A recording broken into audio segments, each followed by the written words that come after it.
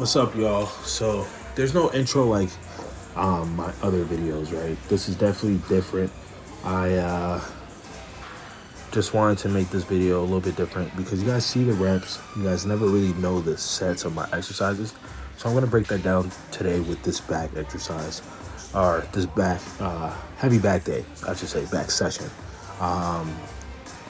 Just so you guys understand, every day there's a focus, right?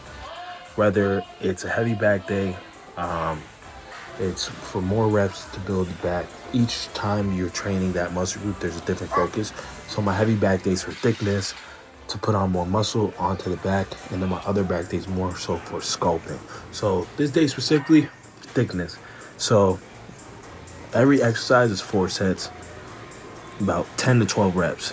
Usually we do 8 to 10. We did 8 to 10 for about 4 weeks, 5 weeks. So we toned it down a bit because obviously training at that high intensity for a long period of time can create injuries, especially in prep. So we're toning it down to make sure that we are still in the pocket. We found it gave us some time to find which exercises is going to really help build with the physique, but also on top of that, which exercises and what weight we are comfortable using during the set. And yes, this video is very short, not even 4 minutes. So we're just gonna get through it, and we'll talk about it as time goes on. As you guys seen to start off, I had the heavy lat pull down. The heavy lat pull down. We usually go ahead and, like I said, about 10, 12 reps.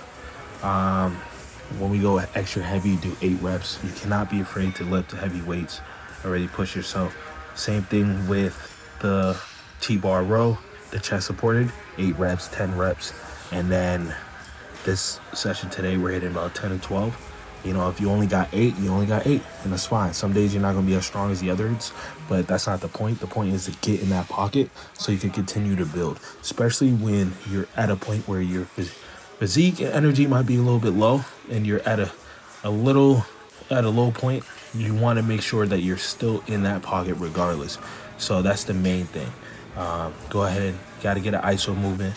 So I like to hit the low row for really thickness in my back, and then following, the cable row with the ISO. Usually there's a machine that's chest supported for the row, which I've used it a few times, but it doesn't really hit the same like it does with my ISO cable rows. So I like to stick to that and stick to the basics. No need to change what works, right? Finishing off with 2 more exercises, which was what is it called? Finishing off with the rack pulls. I don't know how I forgot, but finishing off with the rack pulls. With the rack pulls, one of my favorite exercises, very similar to deadlifting, but it's not on the ground completely. It's right above the ground, right above the floor. So that way I can pull back, squeeze my back at each set, and make sure that I'm really building that thickness. This is great for lower back and also for just your whole back in general. This is something that I've added differently into this prep season rather than my previous. And then, the regular pull downs, straight arm pull downs.